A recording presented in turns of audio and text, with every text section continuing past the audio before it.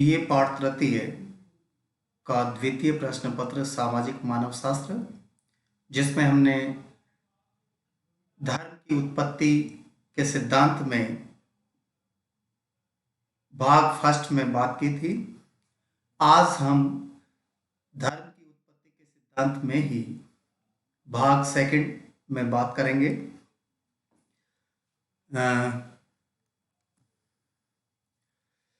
धर्म की उत्पत्ति के लिए अनेक विद्वानों ने अपनी बात रखी कि किस कारण से धर्म की उत्पत्ति हुई। कुछ मानव शास्त्री, जिसमें टायलर ने आत्मावाद की बात कही थी, मैक्स मूलर ने प्रकृतिवाद की बात कही थी। अब फ्रेजर की बात करते हैं तो उन्होंने अपने सिद्धांत प्रस्तुत किया द गोल्डन बाउ में।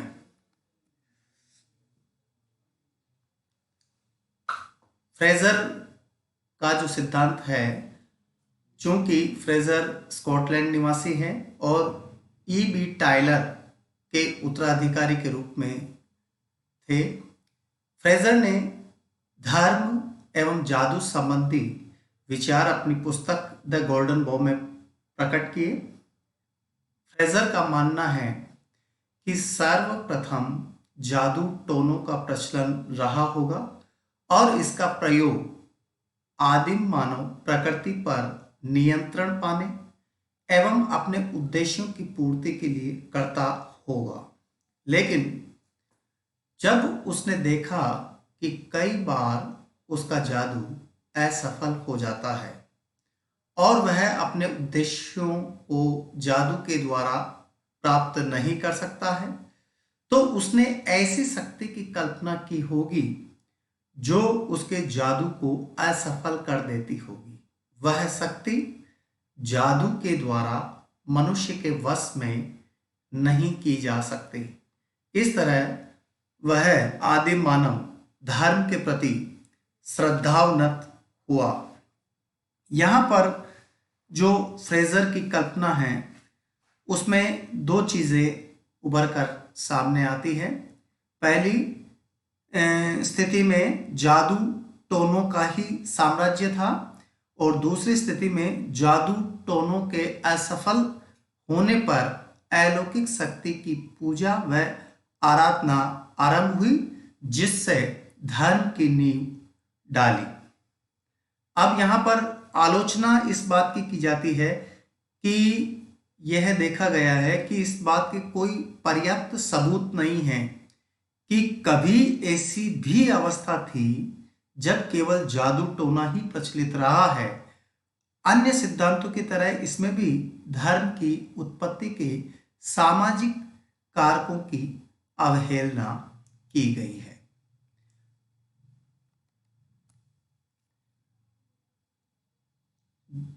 इसके बाद में जो है सिद्धांत आता है धर्म का सामाजिक सिद्धांत।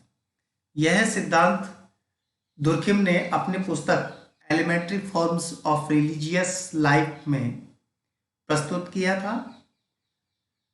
इमानुएल दुर्खिम ने समाज को ही देवता माना और कहा कि धर्म सामूहिक चेतना का प्रतीक है। उसमें लिखा है कि आदिम मानव इतना बुद्धिमान नहीं था कि वह प्राकृतिक और अलौकिक घटनाओं को उसी रूप में समझ पाता जिस रूप में इस सिद्धांत के प्रतिपादकों ने समझा है। धर्म कोई इतनी सरल वस्तु भी नहीं है कि उसे प्रतिध्वनि, परछाई, स्वप्न व मृत्यु आदि अनुभवों के आधार पर ही समझा जा सके। धर्म का वास्तविक आधार तो स्वयं समाज है। इसलिए ही वह लिखता है कि स्वर्ग का साम्राज्य एवं महामंडित समाज है, एक महामंडित समाज है। दुर्खिम पर अपने गुरु फास्टेल डी कॉलेजेस का भी प्रभाव पड़ा, जिसने अपनी पुस्तक द एंशिएंट सिटी में यह तर्क दिया कि यूनानी और रोमन धर्मों का विकास उनके सामाजिक संगठन के विकास के साथ साथ हुआ है। पहले परिवार अपने पूर्वजों की पूजा करता था। नगरों के उदय के साथ सामुदायिक अनुष्ठान होने लगे।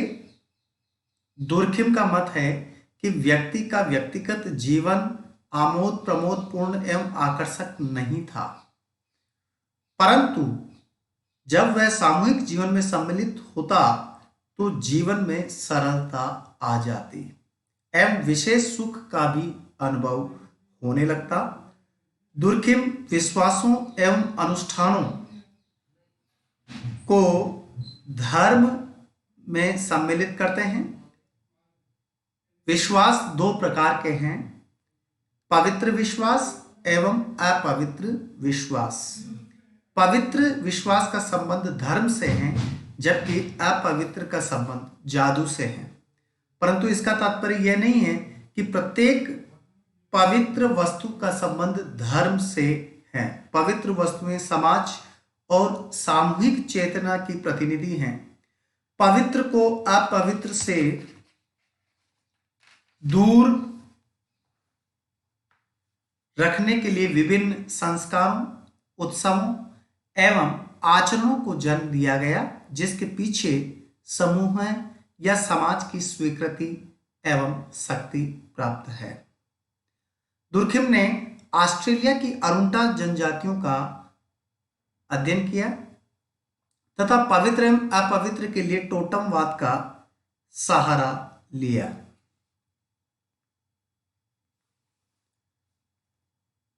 यद्यपि धर्म की उत्पत्ति के लिए टोटम को मानने वाले विद्वान, जिनमें McLennan, Lubbock, Tylor, Spencer, Frazer, Freud, Robertson, Smith आदि प्रमुख रहे हैं। फ्रायड ने सन 1913 में टोटम एंड टैबू नामक पुस्तक में अपना सिद्धांत प्रस्तुत किया।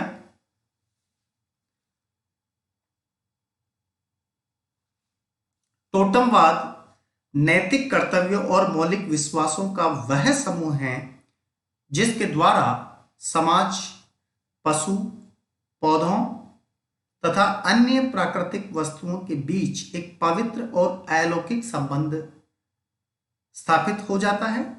आदिवासी यह मानते हैं कि टोटम में अलौकिक शक्ति का निवास होता है जो उनके सामाजिक जीवन को नियंत्रित करती है।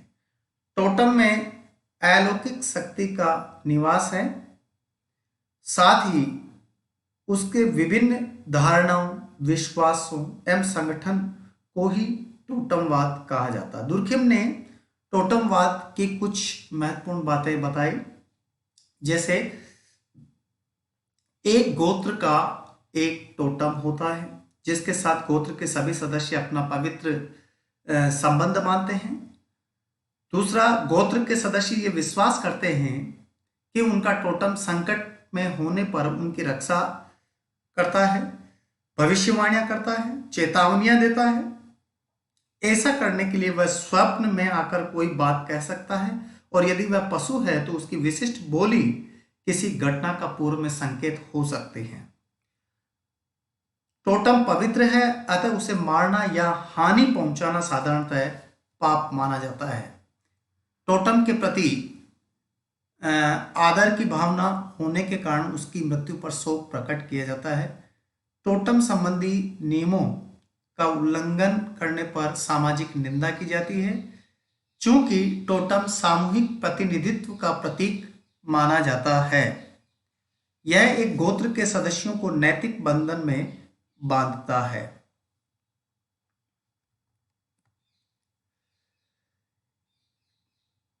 इमाइल दुर्खिम के टोटमवाद की जो धारणा थी उसके भी कई विद्वानों ने इसकी आलोचना की है, जिसमें कुछ प्रमुख इस प्रकार हैं। दुर्खिम ने धर्म एवं टोटम को एक ही मानने की त्रुटि की है, जबकि दोनों के अलग अलग नियम हैं। दूसरी बात, केवल पवित्र एवं अपवित्र में भेद के आधार पर धर्म को स्पष्ट नहीं किया जा सकता। J.R. गुड्डी ने घाना की लोडागा नामक जाति में पवित्र एवं अपवित्र में कोई निश्चित विरोध नहीं पाया जाता है। आधुनिक वैज्ञानिक खोजों ने यह स्पष्ट कर दिया कि सामूहिक चेतना या मस्तिष्क जैसी कोई चीज नहीं होती। दुर्खिम ने अपने सिद्धांत में समाज को आवश्यकता से अधिक महत्व देने की त्रुटि की है। कहने का मतलब यही है कि इमानुएल दुर्खिम ने टोटमवाद की बात तो कही है, लेकिन फिर भी विद्वानों ने इसकी आलोचना की। इन आलोचनाओं के बावजूद भी हम ये मान सकते हैं कि इमानुएल दुर्खिम ने जो टोटम से संबंधित अपनी बात, धर्म की उत्पत्ति में जो महत्वपूर्ण बात कही है, निसंदेह प्रशंसनीय है। अगला जो धर्म की उत्पत्ति के सिद्धांत में प्रकार्यवादी सिद्धांत आता है। चूंकि समाज में संस्कृति की आवश्यकता एवं महत्व को प्रदर्शित करने के लिए प्रकार्यवाद का उदय हुआ है। संस्कृति का कोई न कोई तत्व व्यर्थ नहीं होता, वरन समाज में उसका प्रचलन इसलिए होता है कि वह मानव या समाज की किसी न किसी आवश्यकता की पूर्ति करता है, और धर्म का अस्तित्व भी समाज में इसी कारण से है। कहने का मतलब यही है कि प्रकार्यवादी इस बात की सरोकार करते हैं कि जो संस्कृति का कोई न कोई तत्व है वह कोई बेकार नहीं है, वो किसी न किसी व्यक्तियों की आवश्यकता की पूर्ति करता है, इसलिए वो सारे महत्वपूर्ण हैं। मेलिनोवस्की एवं रेडक्लिफ ब्राउन ने आदिम धर्म को प्रकार्यवादी व्याख्या लागू की है। मेलिनोवस्की ने ट्रोवियांडा द्वीपवासियों का उदाहरण प्रस्तुत करते हुए कहा कि इन लोगों में धर्म कई संवेग एवं तनाव की स्थितियों से संबंधित है। जैसे ये लोग मछली मारने जाने से पहले कई धार्मिक एवं जादुई क्रियाएं करते हैं, जिससे कि समुद्र इनके लिए बाधा पैदा नहीं करे। इसी तरह से घृणा, लोभ, क्रोध, प्रेम आदि भी मनुष्य जीवन की विभिन्न स्थितियों से पैदा होते हैं। इन स्थितियों से कई परेशानियां, तनाव भी उत्पन्न होते हैं। यदि ये एक लंबे समय तक चलते रहे तो मनुष्य की सभी क्रियाएं कुंठित हो जाएगी।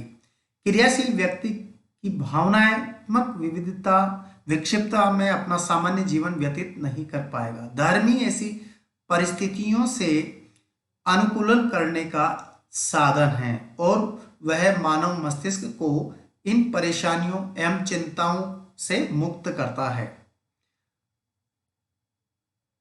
मानसिक तनाव एक व्यक्ति के जीवन में नहीं वरन अनेक लोगों के जीवन में आते हैं, अतः उन्हें सुलझाने के लिए की जाने वाली क्रियाओं में सभी व्यक्ति रुचि रखते हैं। सभी व्यक्तियों की रुचि होने और सारे समूह द्वारा उन क्रियाओं में भाग लेने के कारण ही धार्मिक नियमों के पीछे सारे समाज की शक्ति होती है। अर्थात समाज के सभी लोग जो है इसे स्वीकार करते हैं। रेडक्लिफ ब्राउन का मानना है कि मनुष्य की समाज पर आश्रितता को प्रकट करने के लिए धर्म का उदय हुआ है।